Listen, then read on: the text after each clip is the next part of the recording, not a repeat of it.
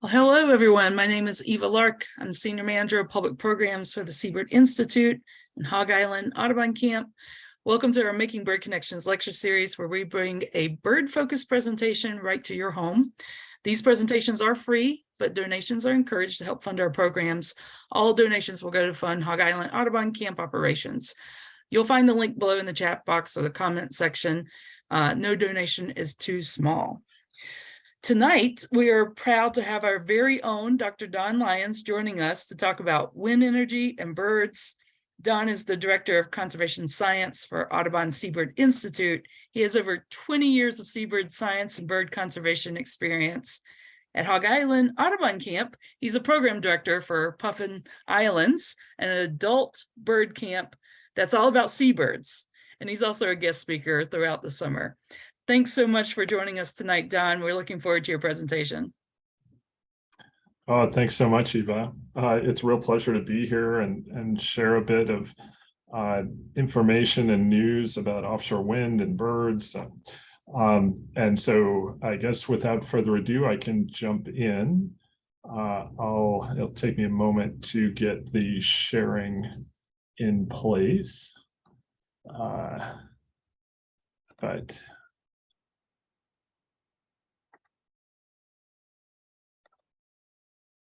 how is that looking to everyone? Looks good. Excellent, thanks.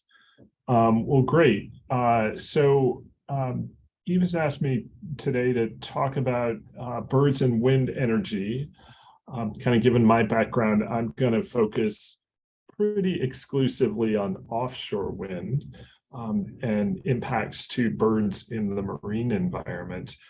This is a really rapidly developing change in the marine environment.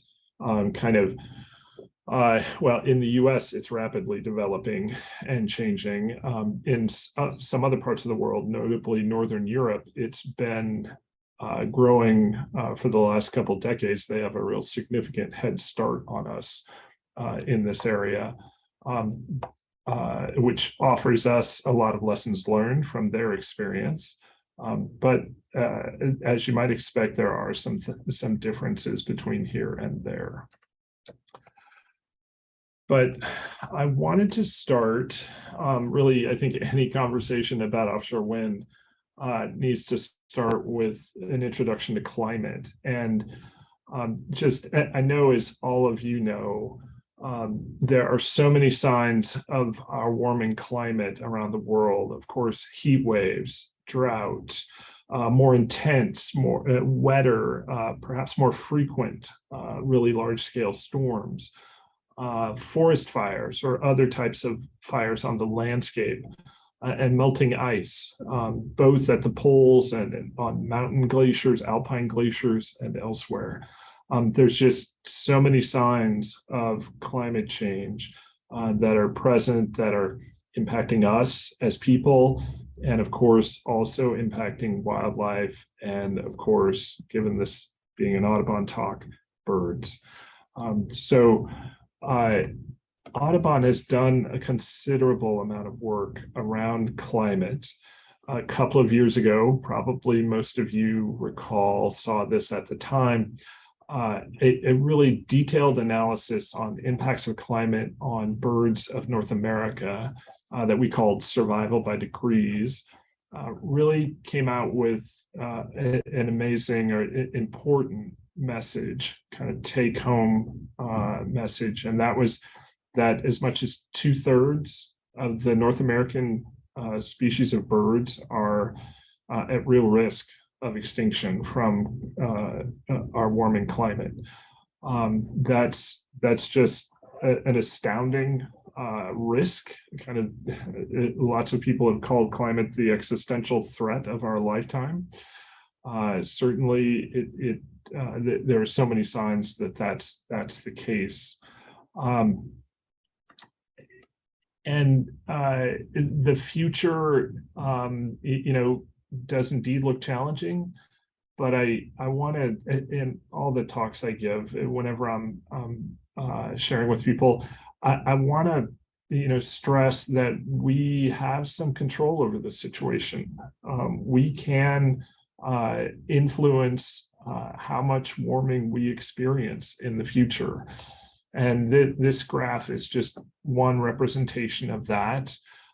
You can see this is across the x-axis, the horizontal axis is just year, and this goes back a century and roughly forward a century, and is graphing the global surface temperature increase that we can expect under a few different scenarios.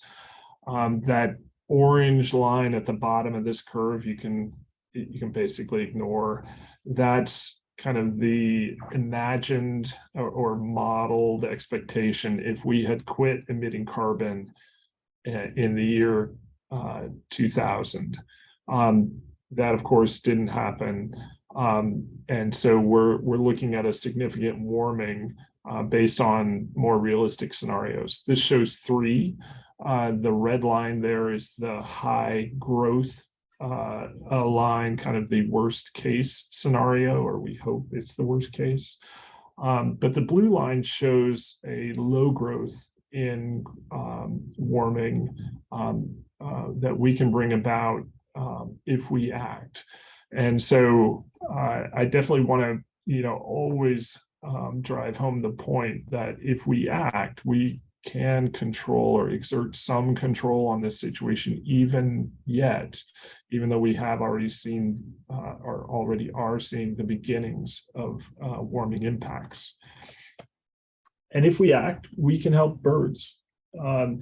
A really important conclusion, really the most important conclusion from the survival by degrees analysis in my mind, is that if we act and limit warming to just 1.5 degrees C, we can cut down the number by half of bird species that are really vulnerable to climate change.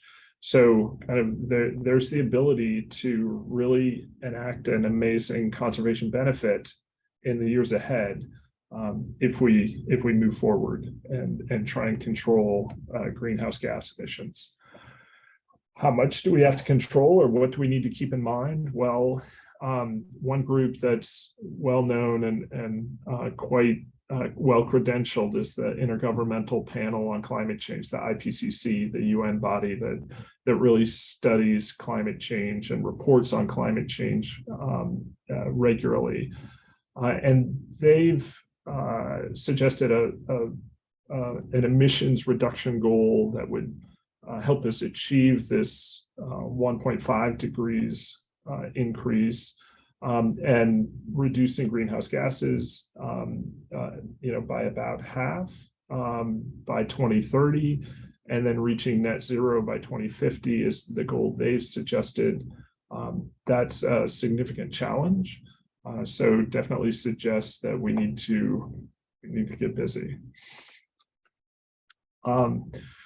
When you think about how we can reduce emissions, you have to look at what industries or what economic sectors are producing emissions.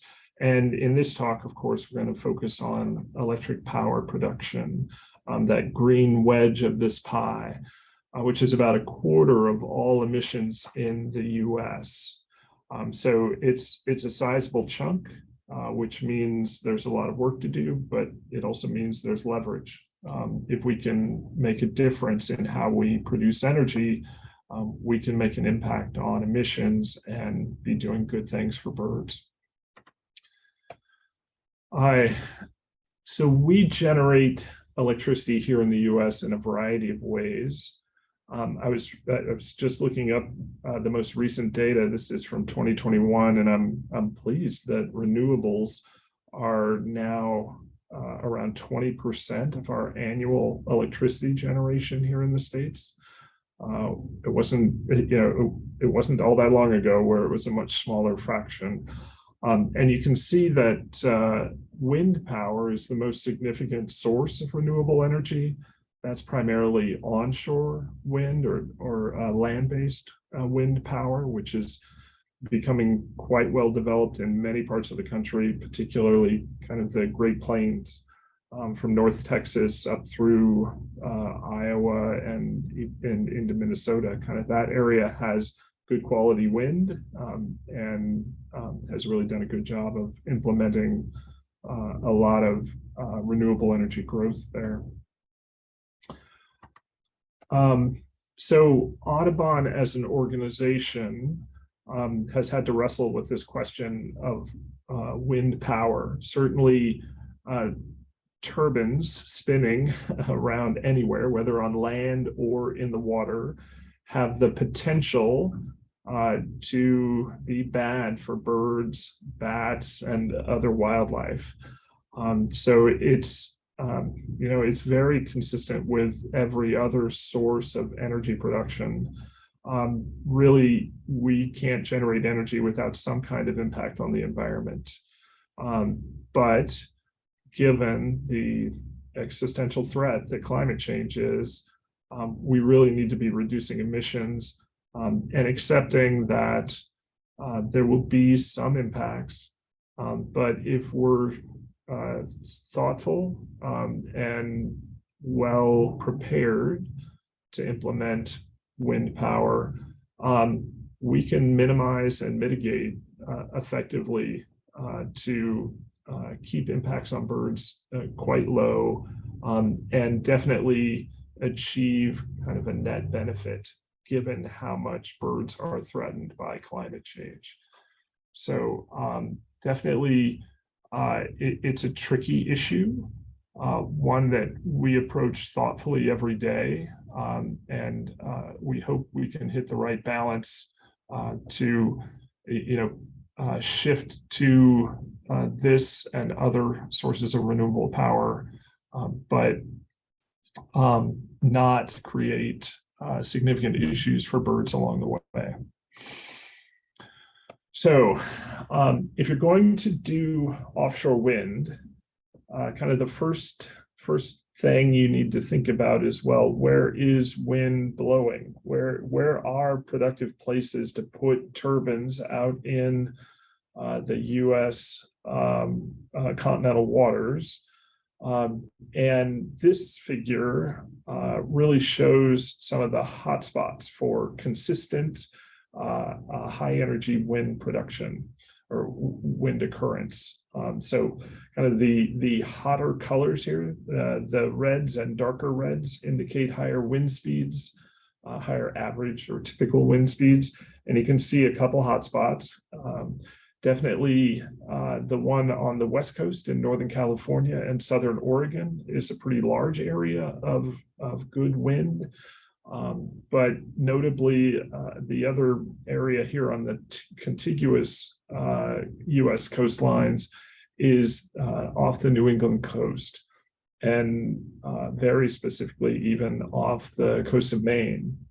But I will just briefly mention, I've thrown the map for Hawaii on here, and there are a couple hotspots off a couple of the Hawaiian islands that do have some project proposals there.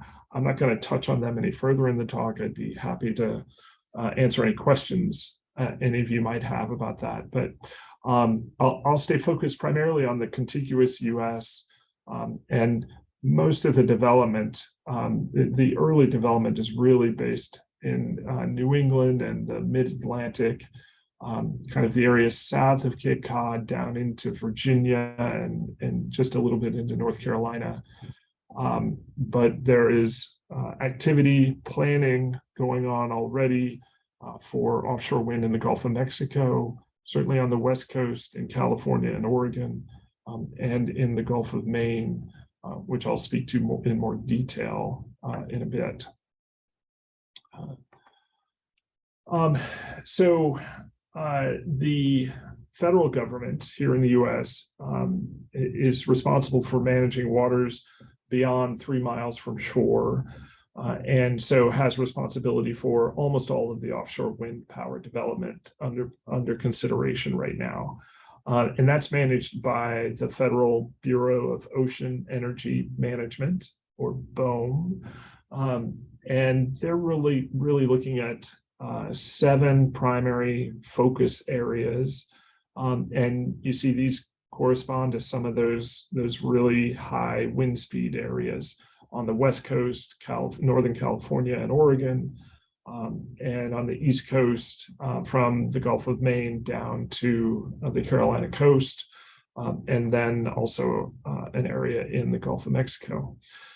And this agency is kind of following the direction of the current administration quite strongly, which is a very strong advocate for offshore wind development.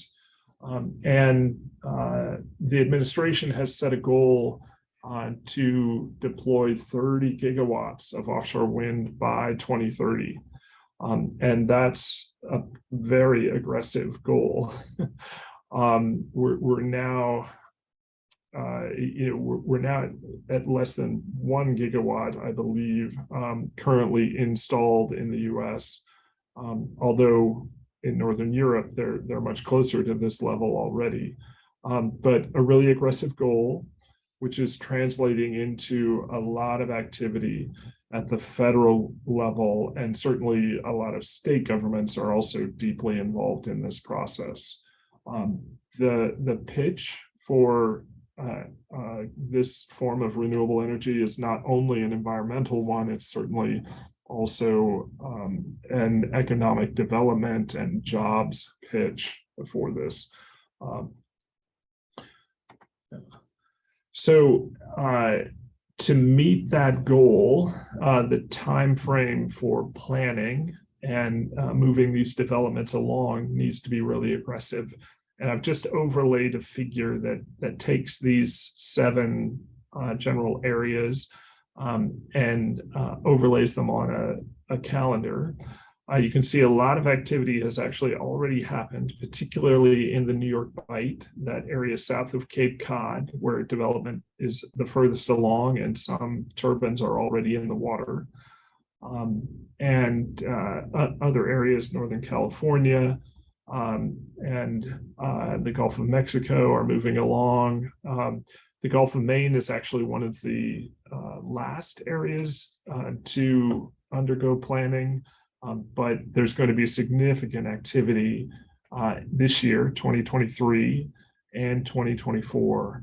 And basically for all of these areas, the federal government's pushing to have lease sales, to have defined areas where development will happen, and have industry lined up and specific industries, specific companies lined up to lead development in those areas.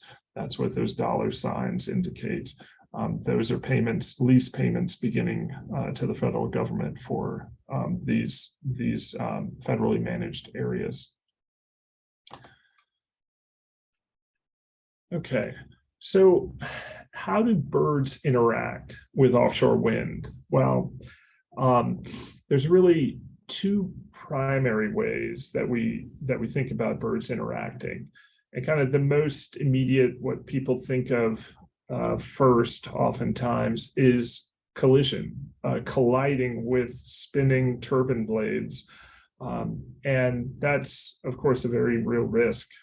There have been several installations of turbines on shore, on land here in the US, where they've been placed in very unfortunate places in areas where birds regularly fly through, and mortality rates have been alarming. And that's impacted species from as small as small passerines, songbirds, or small bats, all the way up to eagles. So collision is a very real risk, and one that's also present in the marine environment. There's also displacement or avoidance of turbines by birds that can see them, recognize where they are, and just stay away from them. That doesn't seem like it's not as direct an issue, but that essentially translates into habitat lost for those birds. And if that's in an important foraging area or an important migratory pathway, that can have real significant impacts for any number of bird species that don't experience direct mortality, but perhaps struggle to find enough food to feed their chicks because their best foraging habitat has been lost. So those are kind of the primary considerations we're most focused on right now. And we're thinking about a number of species in the marine environment that are at risk. Just a few are pictured here. Some of the most threatened species that we have in coastal environments: roseate terns in New England, plovers, piping plovers, or snowy plovers on the West Coast, red knots, black-capped petrels in the Gulf of Mexico, perhaps northern gannets, actually not a particularly threatened species at the moment, but one that, because of their flight behavior, we're really concerned about collision risk for. They tend to fly at the heights those turbine blades are spinning through, and they're, while foraging, looking down into the water, looking for fish, and not necessarily that focused on what's directly ahead of them. So definitely a species we're concerned about. But our concerns extend to songbirds that migrate over the ocean when they're moving from their breeding grounds in the boreal forest down to the Caribbean or South America. Seabirds that nest quite far north, but winter in areas off the contiguous US, such as kittiwakes. So collision risk for birds really depends on their flight behavior and the turbines that they encounter. This figure just shows the evolution of turbine size over the last couple of decades. The first few turbines that went into the ocean environment were not all that big. But in recent years, industry has figured out the engineering challenges of placing larger turbines in the water. And so some of these 12 megawatt turbines on the right here are becoming more common, and there are even larger ones in the design phase, and we could end up seeing larger turbines here in the US in a few years as some of the later planned projects come online. Birds then are at risk of collision if they fly at the height through the rotor sweep zone. That is the terminology we use to describe the range of height that these turbines spin through. It's interesting, some species of seabirds are not at as much risk for collision as we might guess, because they fly close to the water, for example. A lot of the alcids fly very close to the water's surface and maybe safely underneath the turbines, as long as their behavior doesn't change. So this is kind of an area of ongoing research. Tracking the flight height of birds is actually very difficult with the tracking technologies we currently have.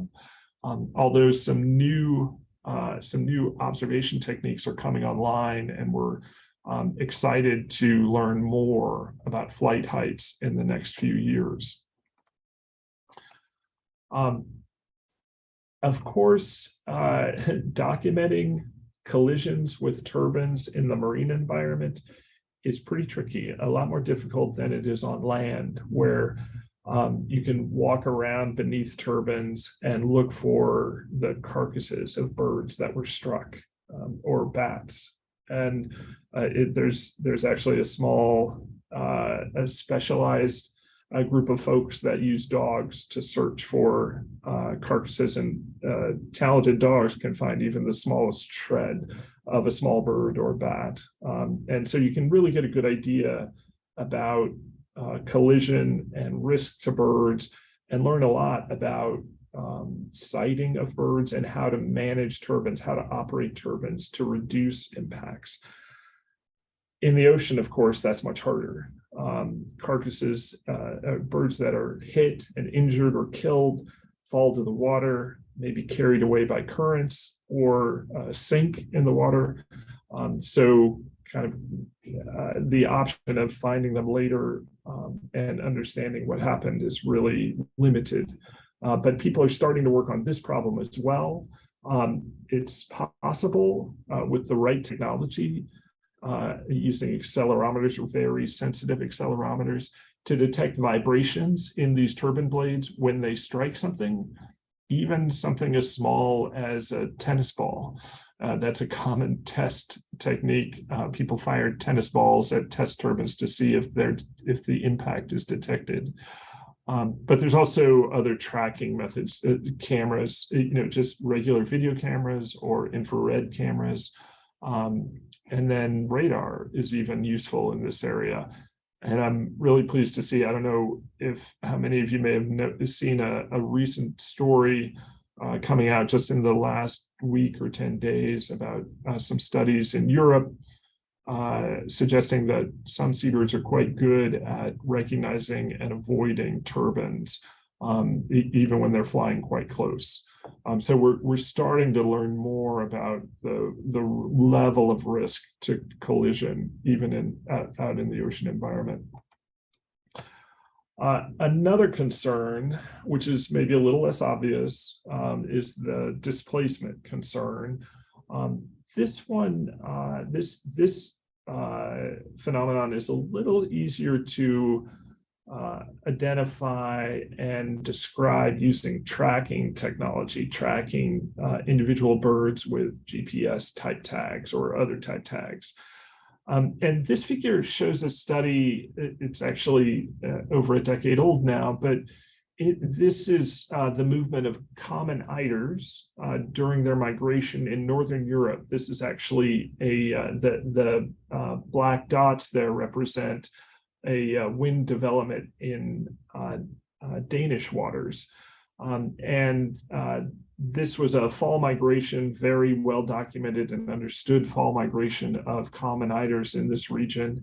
And the top figure shows their movements prior to construction. So the black dots are there in the figure to show you where the wind turbine array was going to go in, but when those data were collected, those turbines were not there. And you can see kind of the typical flight path for birds. You can contrast that to the lower figure where we're starting to see avoidance of those turbines, that turbine array, and birds are going around either side of it. And while it's not clear if that was a significant impact in this particular situation, but it's a very clear demonstration of the possibility of displacement from habitat. And that is definitely a concern. You can imagine the potential impact if important habitat, foraging habitat was lost, for example, while birds are nesting, especially colonial nesting seabirds who have limits on how far away they can go from their colony and still make it back frequently enough to feed their growing chicks. So displacement is certainly a concern. It's something we do have some techniques to document, especially if we can do tracking work prior to the installation of turbines. And then, as turbines are installed, better understand habitat loss and, potentially other challenges like birds needing to spend more energy or just more time going around these features and just limiting or experiencing more challenges because of it. Another type of impact that is really hard to address, but is just the cumulative impact of many projects altogether. This figure shows, just in each of these distinct colors, proposed projects or projects that are already well on their way to development and installation along the Atlantic coast. And there's just a lot.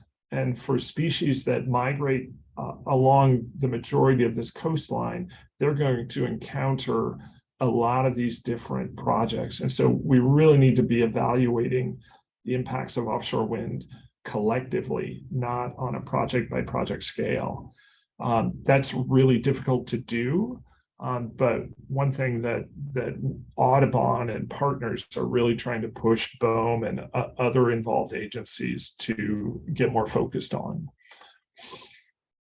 So in general, when responding to offshore or onshore wind development or proposed developments, we can take three approaches. Before wind turbines are sited, before areas are identified, we can do our best to avoid impacts. Try and put these wind farms in places where they will have as little overlap with critical species as possible. We can also try and minimize the impact for situations where we know there will be some overlap of birds and turbines. And those, there's a variety of strategies that could minimize impacts. Certainly one that is getting more consideration right now is the spacing between turbines. The bird's reaction to turbines can depend a lot on just how close they are together. One isolated turbine, maybe that's 1 or 2 kilometers from the nearest turbine, may not present nearly the problem that the turbines in this picture might pose, being placed pretty close together within just a couple hundred meters of each other. So minimizing the impact through careful implementation of these turbines, installation and that. And there's also the possibility of mitigation, and that's kind of an outgrowth of minimizing effect. But actually, when we know there will be impacts, attempting to mitigate for those impacts by potentially helping birds in some other way. For seabirds, that could be enhanced protection or restoration of seabird colonies, especially in places where turbines are not going to go. So we kind of go through this hierarchy of options: avoid, minimize, and mitigate potential impacts. For much of the offshore wind currently in the planning stages, we're really focused on trying to avoid exposure as much as we can currently. So that's kind of the big picture on offshore wind. Real briefly, I want to talk about just a case study and talk about where things stand in the Gulf of Maine. That's where Audubon does a great deal of on-the-ground field work with seabirds, has had actually a 50-year investment in seabird conservation in this area. And so just a situation where we're very familiar, very intimately involved. And it's also one of those areas which has really good quality wind. So a potentially, really attractive place to put wind if we can do it, in a way that won't impact birds and other wildlife. So the Gulf of Maine is an area where climate change is really having an impact. This figure looks complicated, but the takeaway that I really want you to focus on is on that x-axis, we're just going from further back in time, about 1981, through just last year, 2022. As you move to the right here, you get more recent in time, and you see a lot more red, which is warm temperatures, warm sea surface temperatures in this case. The Gulf of Maine is one of the fastest warming bodies of water in the global ocean. And that warming is really starting to impact birds.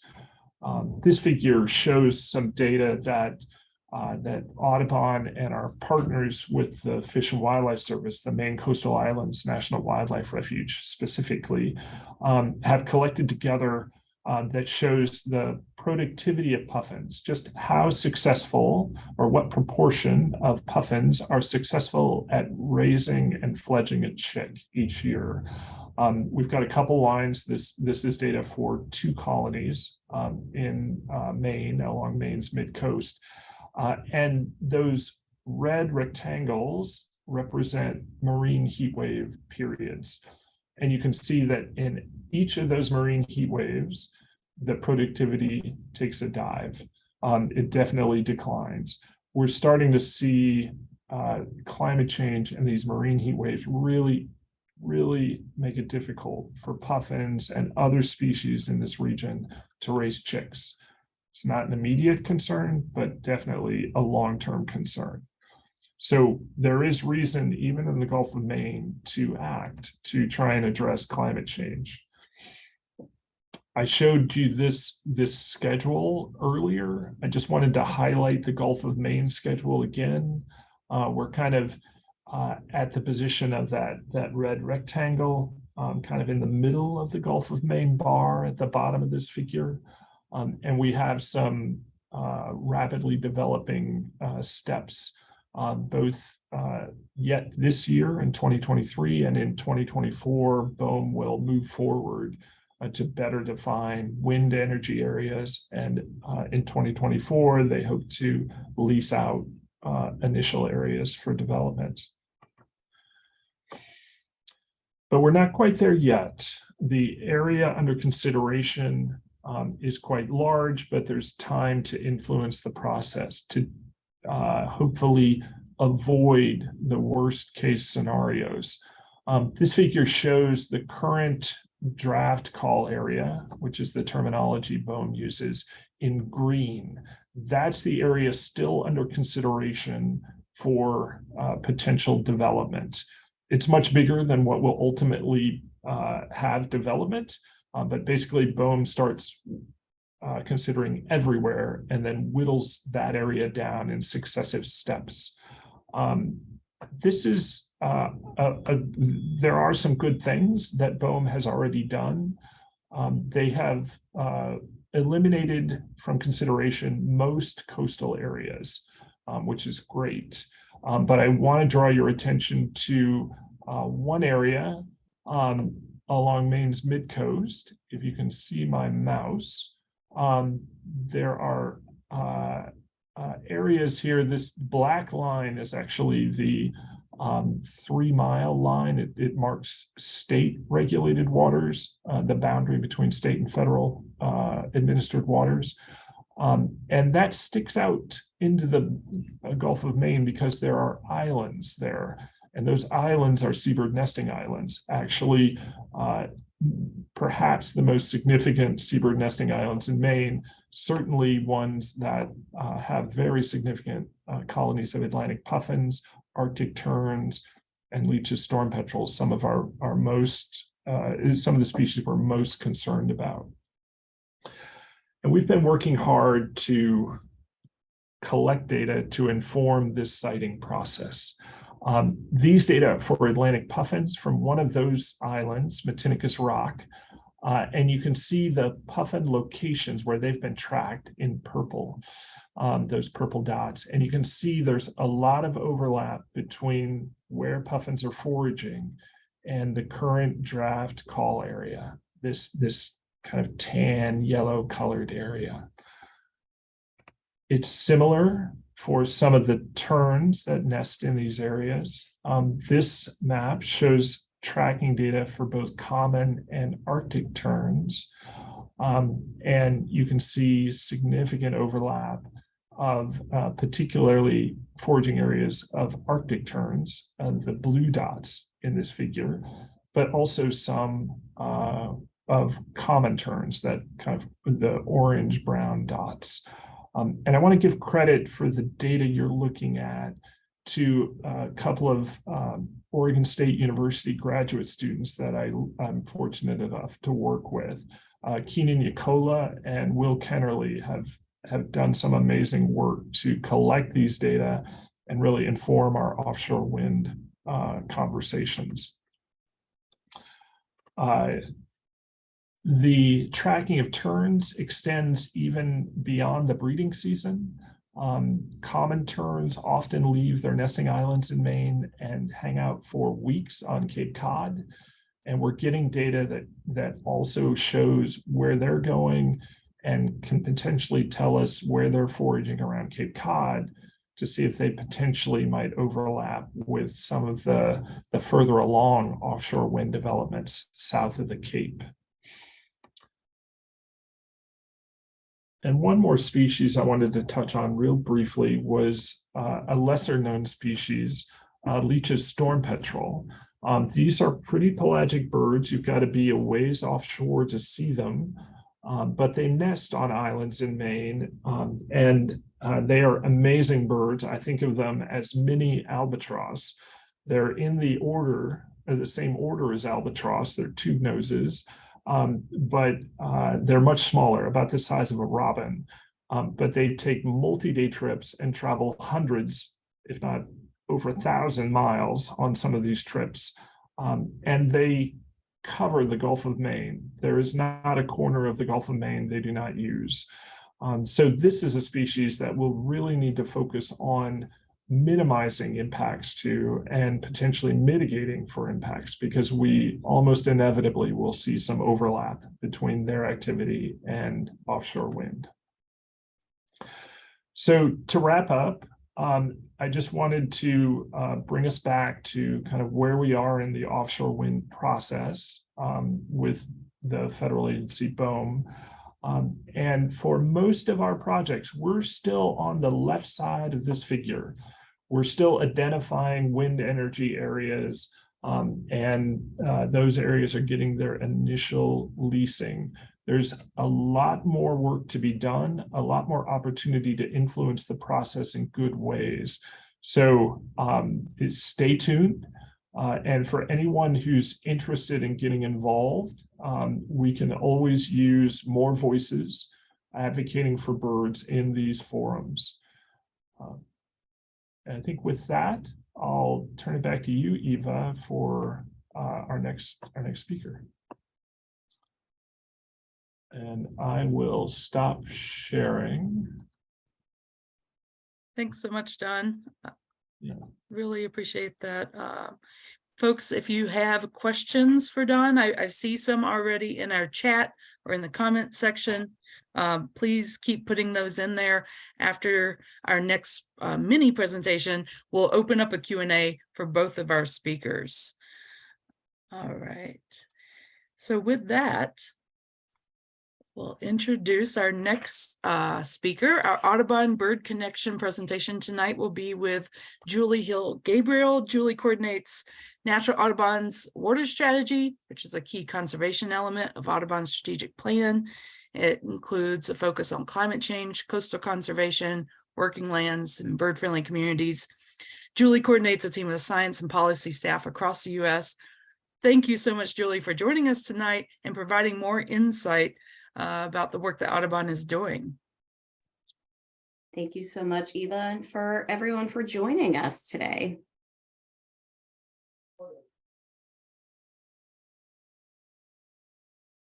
Okay, is everyone able to see our presentation? Looks good. Great. Well, I'm really excited to have the chance to share a little more about Audubon's Coastal Bird Stewardship Program.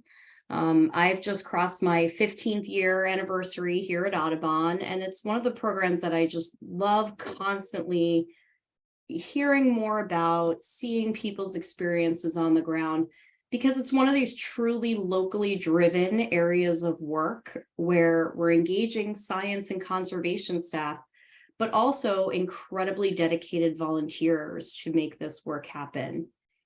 And our work that we do on coastal bird stewardship is truly an element of Audubon, the Audubon story. It really connects to our original history. Many people here today, or maybe most people know, of course, that the Audubon societies were formed after outrage around the decrease of bird populations because they were being utilized for women's hats when this was really fashionable in the late 1800s and early 1900s.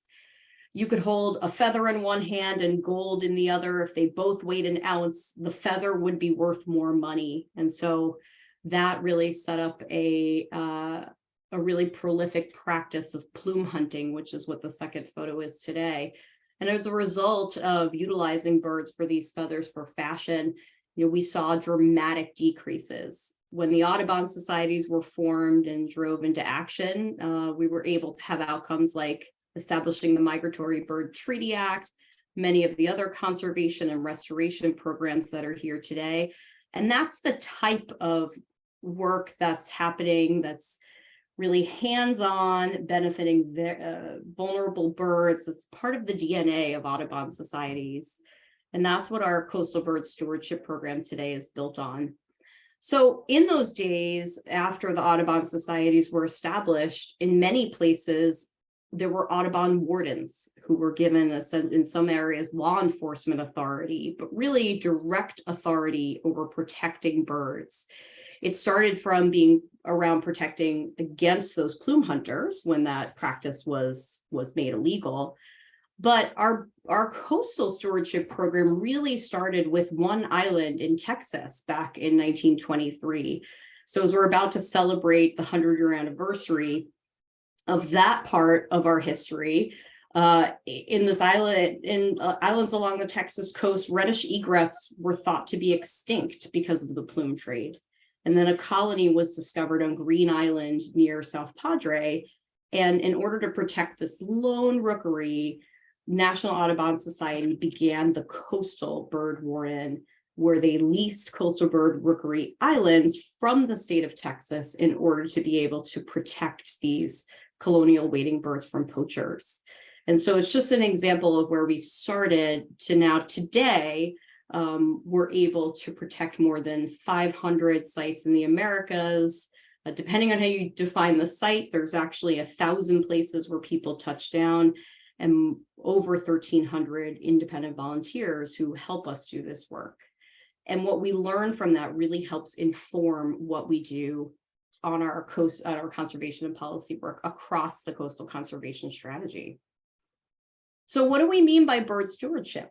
There are a lot of different elements that take part in this program, and it can be anywhere from actually physically protecting beach nesting birds at the most important times, to putting signage up to educate people who are visiting the beach to make sure that they don't disturb habitat, especially when they may not realize that that's what they're doing, and all the way to working with local officials to help provide more protective measures, help with them really facilitate additional education opportunities, and then of course working with partners. And all of this has the ability for us to learn more about what's going on the ground, and becomes a really valuable monitoring and data collection program as well. So just in the US alone, wanted to share a quick example of where we have coastal bird stewardship programs that are active and that we're working to coordinate. But even beyond these states, there's a lot more going on, and we're looking to continue to our work in the Americas, where there's more emerging work, especially in Chile. So continuing to look as Audubon works to become a more hemispheric organization, to learn from what we've been doing on the shores in the US and also translate that into the Americas as well. Just a really quick example of how this touches down, how many different people, how many different sites that we're managing, just in those states alone that we mentioned. Well, again, acknowledging that this is work that we're continuing and working to grow. And so it's just one of these really great opportunities for us to have that direct impact on birds. So I wanted to share, what are the impacts? I've often heard the question that, great, you've protected a few individual birds on a beach. What is the bigger impact, especially on new challenges that are being presented, like those related to climate change, of course? So we've been doing some work recently to try to pull together, both science that's already been occurring, but also work directly from our national science team. So there's evidence already that even just having the boots on the ground that are on the beaches seeing what's happening to the birds. When you don't have time to make decisions based on multiple year data sets of monitoring, that really provides an important rapid assessment approach, an important view into what's happening on the ground. And while we acknowledge that there can be a benefit on reproduction, we want it to be partnered with other activities where there are other human disturbances, and learning how to continue to pair the stewardship activities with things like regulatory efforts that can happen from local governments. But recently, the Audubon science team did a specific deep dive into what the impact is of our stewardship activities. And they did this, led by Nicole Michael on our science team, by focusing on areas that were already protected.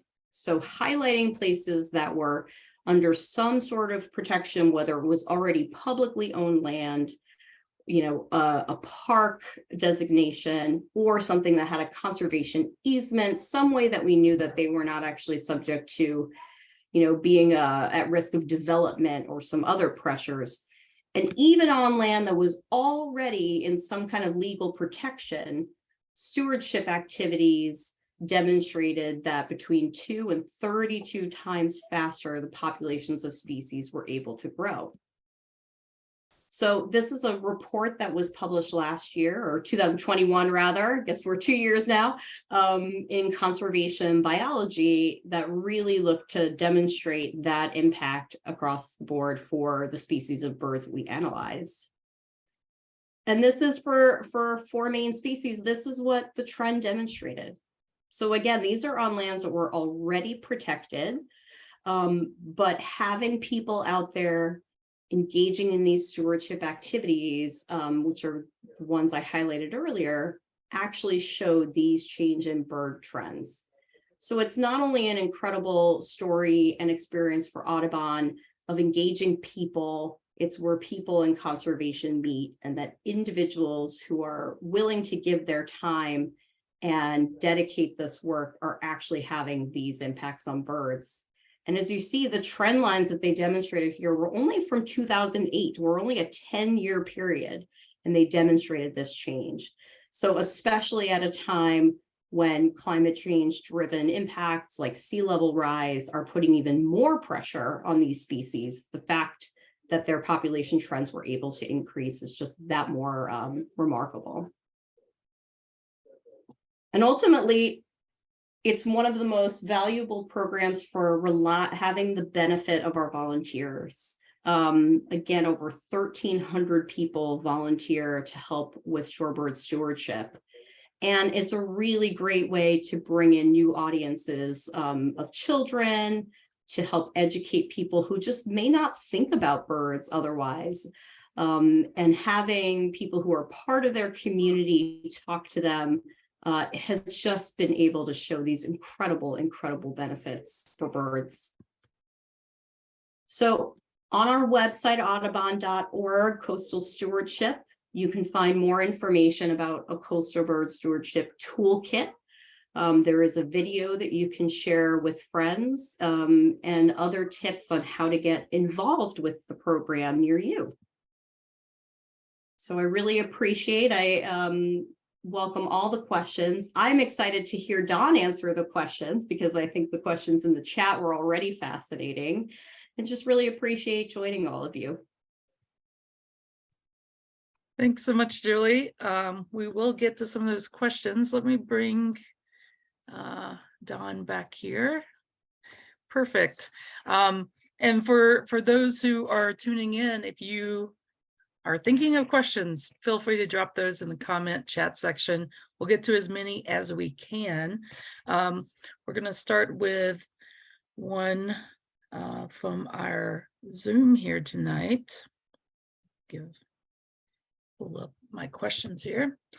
All right, so our first question is coming from Pamela. She says, this one's about wind energy. The places with most possibility for development seem relatively far from population centers based on the map you showed, Don. Considering the impact of wind turbines, why would these areas bear the impact but maybe not benefit directly from the energy consumption. Yeah, thanks for that question, Pamela.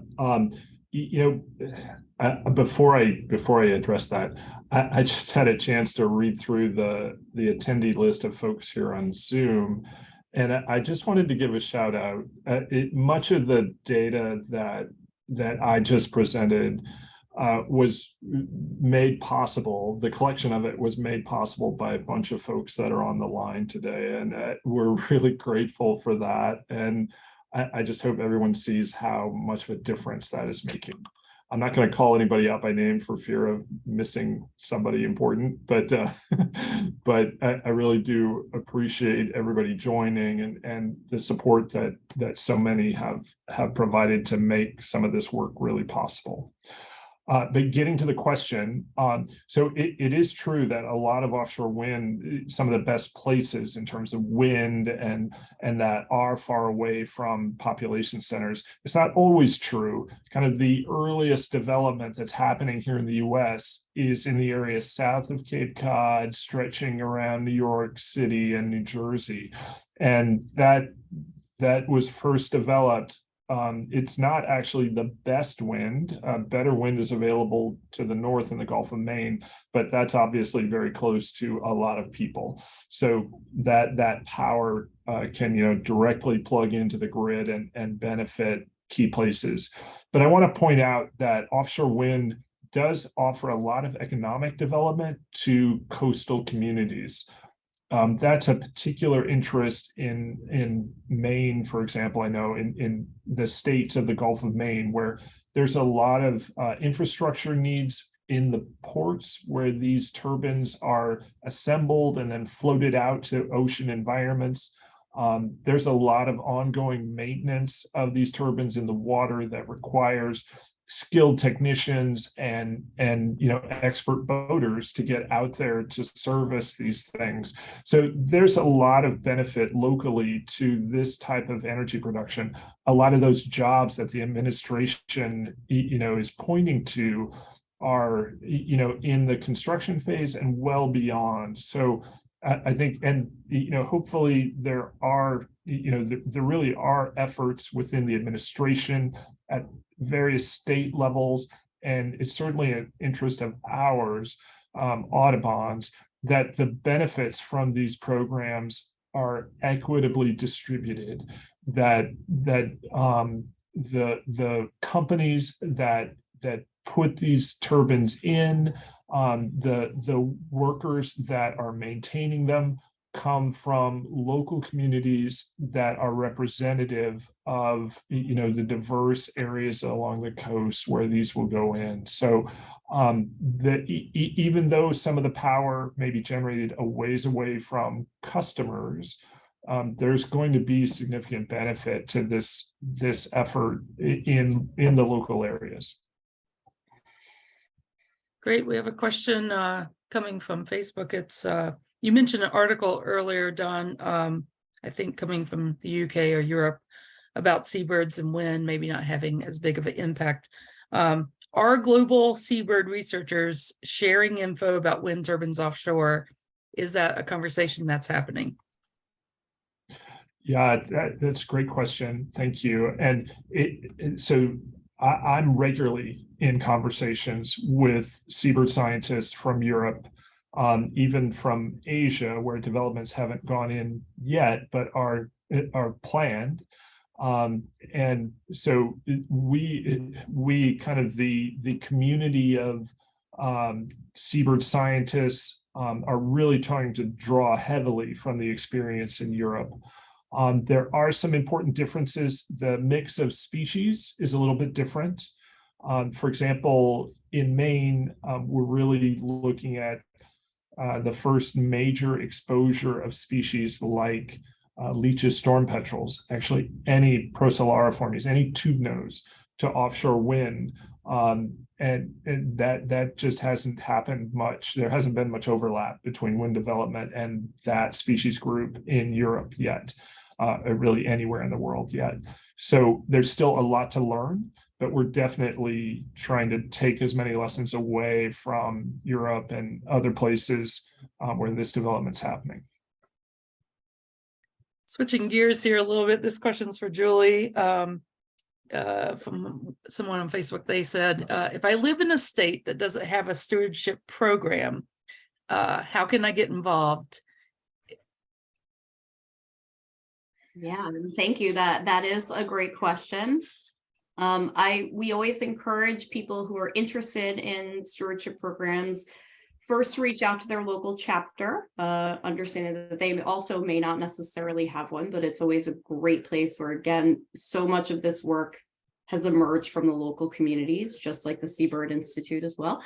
And so we love to have that connectivity if there's interest there, to see if there's chapter interest. And then we can certainly reach out to myself or our coastal team looking for future updates. But back on the website, that Coastal Bird Stewardship Toolkit is often a first place to start, identifying ways that you can really just start the work in a lot of ways, because it is sort of education on the ground. When you're out at the beach, you can engage on some of these activities, but we're here to make sure that people can do it safely and provide tools that they may need. Great. And we did drop a link to the Coastal Stewardship website down in the chat comment section. Our next question is for you, Don. It's about, can these turbines be turned off when there are large numbers of migrating birds? Specifically thinking about the Gulf of Maine, which is a major flyway doing both spring and more so even in fall migration for smaller birds. Yeah, thanks for that question. Great insight. We are lobbying hard for kind of that adaptive management of turbines. And some of that does happen in onshore developments now. We don't have enough in the water yet to be pushing for that in a very tangible way already. But we're getting better and better about tracking migration in general. I mean, there's the Birdcast program and just so many ways we are tracking migration of species that it's becoming predictable. And certainly, some of the other efforts we're involved in, when you think about lights on buildings in major cities and turning those off during times of peak migration, that's a perfect analog for foregoing some power generation to avoid severe impacts when lots of birds are coming through. So I think it's a great idea. We're pushing hard for that to be part of the conversation about how these turbines are operated. You mentioned that perhaps alcids, because they fly so close to the surface, wouldn't be perhaps not as impacted. Julie here joining us is asking, do we think that songbirds are migrating above the height? Is that something that we know? Yeah, great question. And it's certainly common for songbirds, other migratory birds as well, flying at night to fly quite high. Taking advantage of favorable winds and being in places pretty safe from predators and that. So it is a good thought. They probably will fly over a lot of risk at night, but songbirds, other migratory birds do land, and in a place like Maine, we know that migratory species often fall out on islands and stop over for a day or more to fuel up for the next leg of their journey. And so we really feel like it's important to keep turbines away from islands where migratory species may be hopping and coming down and landing and taking off again, often in low light or still in darkness when they're doing that. So we don't think that we can entirely ignore this problem for songbirds. We think, middle of the night, their flight is probably in a safe zone, but that early early evening and early morning periods when they're taking off and landing are still concerns, especially when kind of the geography of a region has islands or other places where they're likely to fall out. Our next question's, I think for both of you. What can folks do that are tuning into this presentation to help birds have a voice in these kind of big decision making? Obviously, Audubon is lobbying, using the research and science that we have on hand, but what can people at home do to make sure that these, that this is being heard? Yeah. Julie, do you want to start or should I?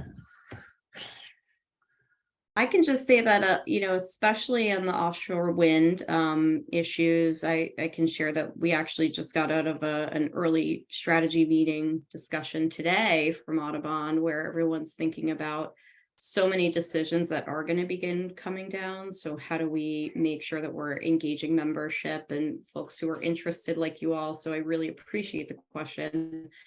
When those decisions start happening, and the importance of having both local voices, but also people who are weighing in with the Biden administration when they're making decisions. If we feel like there are congressional issues that come on the table, we're certainly going to be making an effort to have action alerts and things like that. So the easiest, of course, first answer is to make sure that you're signed up for all of Audubon communications, where those action opportunities will be identified and highlighted for people. Yeah, I'll just add, at the project level, the kind of offshore wind project level, there's an extensive public process. And so if you have the time to stay on top of, say, a development or proposed development near you, and there will be opportunities to comment. Audubon comments on pretty much every project that happens.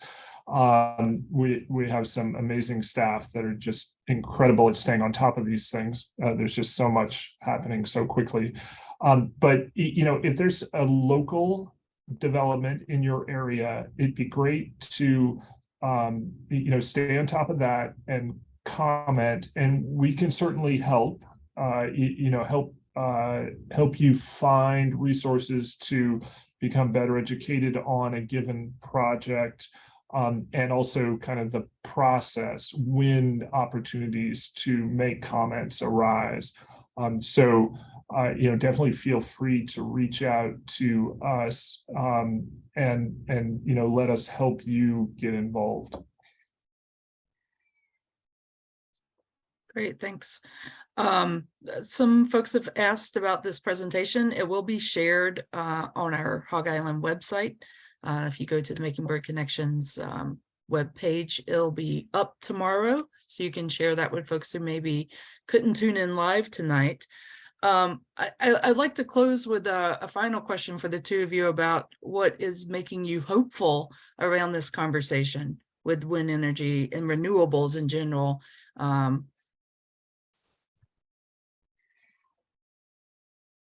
Well, I could go first, I guess. Renewable energy is the right direction to go in, and so I'm excited that we're moving towards a better energy supply that will mitigate, reduce the impacts of climate change, which is the really big problem that we're facing, that birds are facing. But I think we have the opportunity to make a difference. I think, we have the opportunity to bend that curve on how fast warming is happening. And I think we have, a history of making a difference, for birds generally, for seabirds specifically. So I think we can do this together. I think we need all of us chipping in our various ways. But I'm hopeful that there is time to make a difference. And so that's what gets me up in the morning. The only thing I could add to that excellent answer is that I think the fact that this is happening and we're engaging in these activities at a time when we have science and technology that can help drive us to site renewables in the right places, understand the impacts that are happening to birds, and be part of that information that can guide the efforts. I think that really just gives us an opportunity to be a little more eyes wide open about what can happen and what we need to be more cautious around. And I think that's just a really exciting time for us to be able to have these conversations, and the continued evolution all the time of what tools we have to be, part of the decision-making process is critically important, and continuing to become more sophisticated. I said that was the last question, but I have one more that came in that I think that I would like Don to answer. You mentioned researchers that are that provide the information that you had in your presentation tonight. Some folks are wondering what kind of, where are we pushing our research this summer, specifically with the Seabird Institute? Are there things that we are going to try to learn more about? Are there some different programs or projects going on? Yeah, thanks. That's a great question, fun question. So we've collected, an important amount of data. And most of what I showed, actually all of what I showed, I think tonight, was collected just last summer. The graduate students that have been involved in this really had fantastic seasons, and all of the support staff, the Audubon staff, all of the seasonal biologists that we hire that work out on Seabird Islands, just committed so much to that effort. We have a 1 year of data is great. Conditions change year to year. So we definitely need to conduct similar types of tests in multiple years to understand how much what birds do varies from 1 year to the next. We also need, a lot of the data I shared was for birds during the period they're raising chicks. And that's a critical period, so really important, but it's only a small part of their year. And so understanding their behavior, their movements at other times of year is really critical. I showed just a little bit of data for after the breeding season when some birds went down to Cape Cod, some common terns did. We need to get a lot more of that kind of data, both after the breeding season, during the winter, and early in the season when they're making their way back to their nesting grounds. For birds in Maine, we're worried that they're coming up the Atlantic coast and getting exposed to all of these projects that are going in. So we're really hopeful to better characterize their migration and better understand the risk that they're facing from kind of all of these cumulative projects. Great. Thanks so much for taking that last one. And thank you, Julie, for being here tonight. And Don, as always, great to have you here talking about birds and seabirds. And for those who are tuning in live, thank you for joining us and for staying around to ask some great questions. We will have our next Making Bird Connections lecture in 2 weeks on March 23rd at 7:30 p.m. We'll be discussing Audubon live bird cameras, which are both on one of our research islands and at Hog Island Audubon Camp. And we'll have a mini presentation about our Audubon decoy program. So you can learn more at our website, hogisland.audubon.org. We hope that you join us, and thank everybody for tuning in. Thanks, everyone, and definitely catch that presentation in 2 weeks. It'll be a fun one. Yeah.